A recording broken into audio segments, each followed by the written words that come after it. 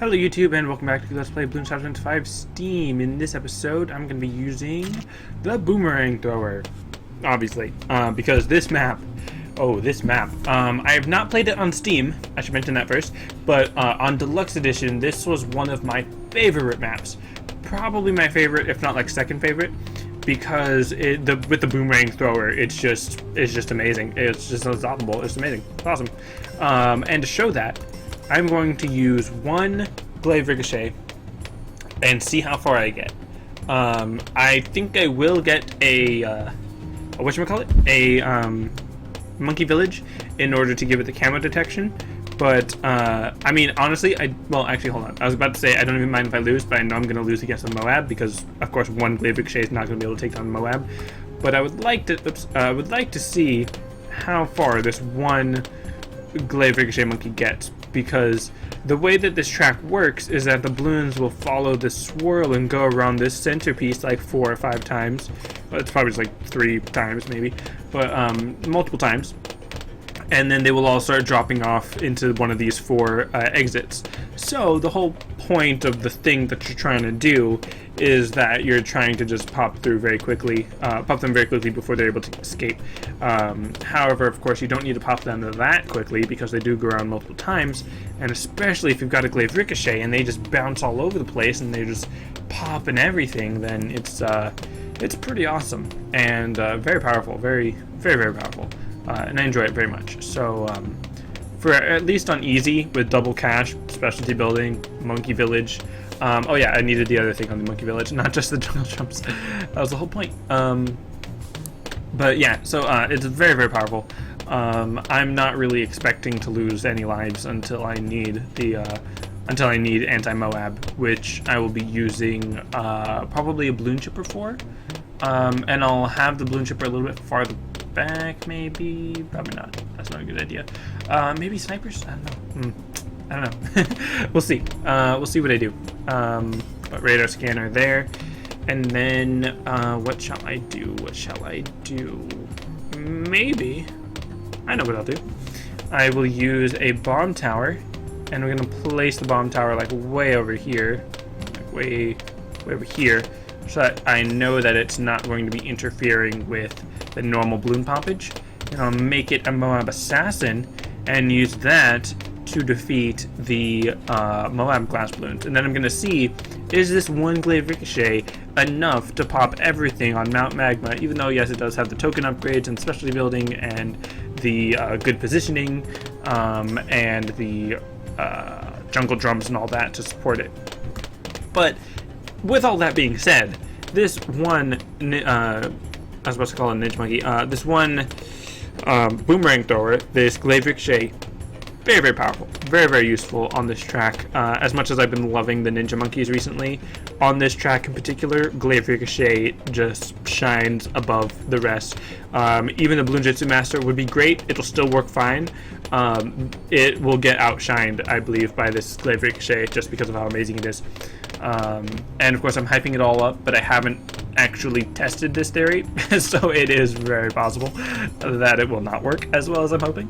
But hey, we'll see, because that's just a theory, a balloons theory, and it's weird. It's hard to quote. That's a line. That's a reference that it's hard to refer to correctly in the right phrasing or whatever. But anyways, so still round 34 to 50, very easy. And just in case any of you are wondering, I'm recording this on the same day that I recorded that the Lightning Scar episode. So I'm recording this all Thursday night. So this should be going up Tuesday, I believe. Yes, this should be going up Tuesday. So like, 5 days earlier. Hold on, let's see. So Tuesday, Monday, Sunday, Saturday, Friday. So 4 days. No, 5. Yes, 5 days earlier. This was recorded 5 days ago for you guys, depending on how you count days. Because I've always been confused on counting things and like starting number 1 with the day that you're on, or like ending on the day that it is, or the day after, or whatever. Because I mean, it's past noon, past 6 o'clock even. So I mean, I don't know. Whatever. So I've got lots of money. Let's go to Monkey Town. Yeah, because I'll get more money or whatever. I do kind of want to reduce the cooldown, but I don't want to get high energy bacon and then start popping towers or popping balloons. and all that. So let's see, because I mean it's getting a little dicey. Ooh, ceramics. Ooh, dang it, ceramics. They got me.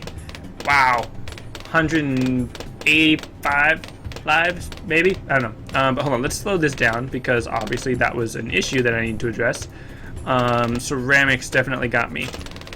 So let's, I mean, obviously you can tell that one glaive ricochet was not enough. So let's get 3, and that should be enough.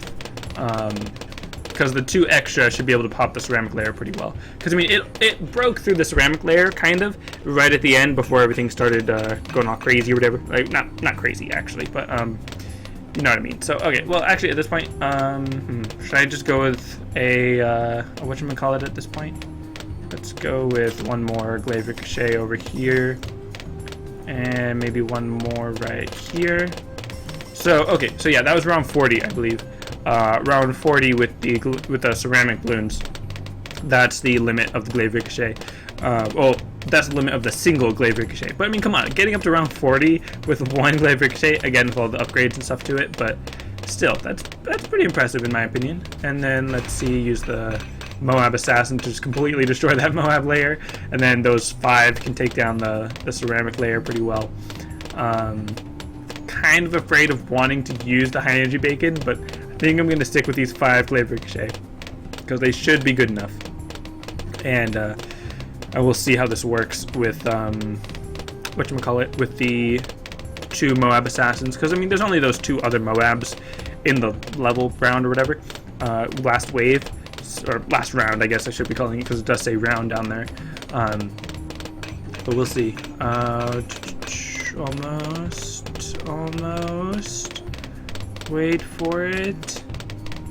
Almost, just like 5 more seconds.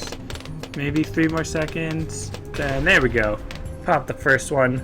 And then just waiting for that second one, which should be right about there. There we go. Nice. So I can do the track on easy. Of course, obviously, very easy. And then let's see how I do on medium reverse.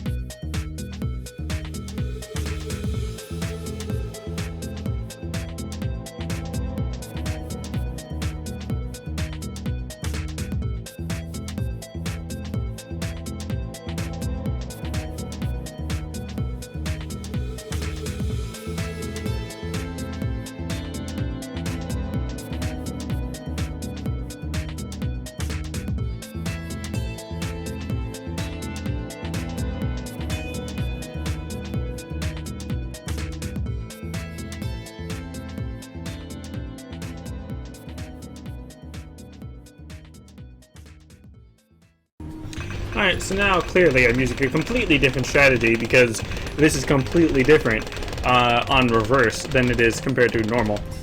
Because now, instead of the balloons coming out of the middle trying to get out to the 4 corners, as you can tell by now, the balloons are starting from the 4 corners trying to get into the center.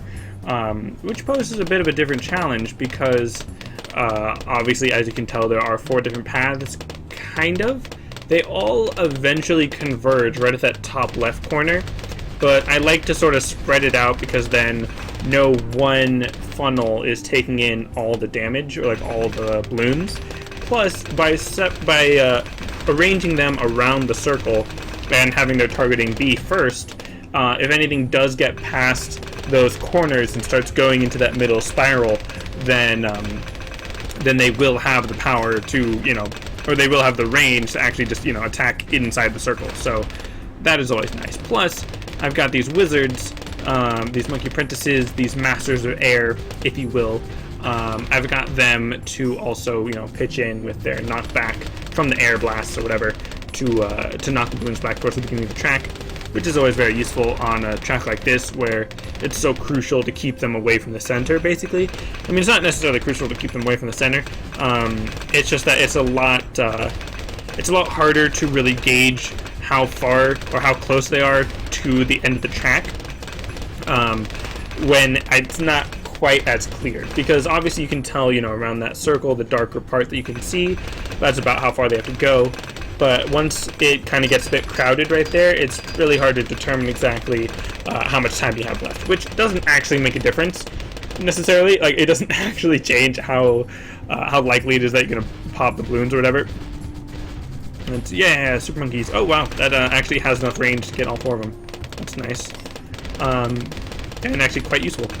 So that now I can just get 4 super monkeys whenever I want.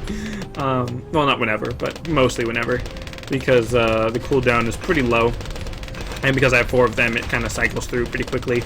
I could probably put up a monkey village or 2.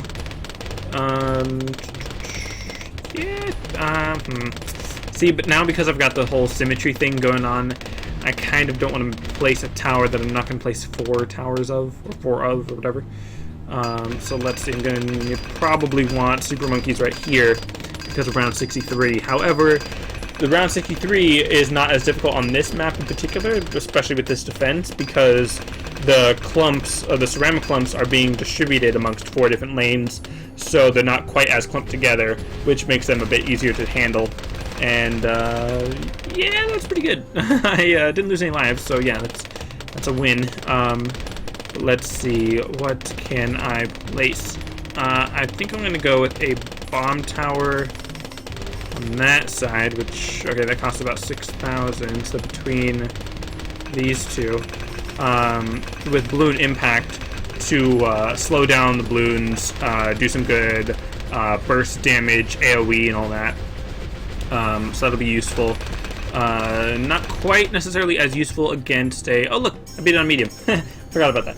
Forgot about what round it stopped on. But yeah, never mind. Okay, I'm good. That's going to be it for this section. I almost ended the episode. No, I'm going to be still doing this on hard. I'm going to be using the boomerang throwers, except I'm going to use the bionic boomer. See how well that does. Because I think that should possibly do better. But we'll see. Let's see how it goes.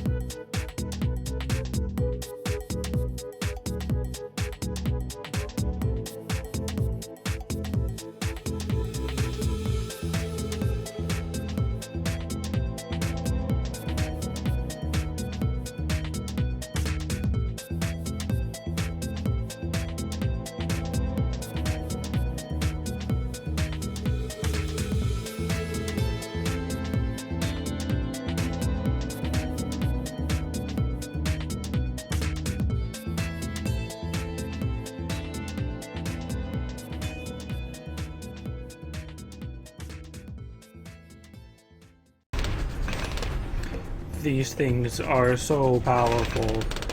The power of these bionic boomers is just unreal.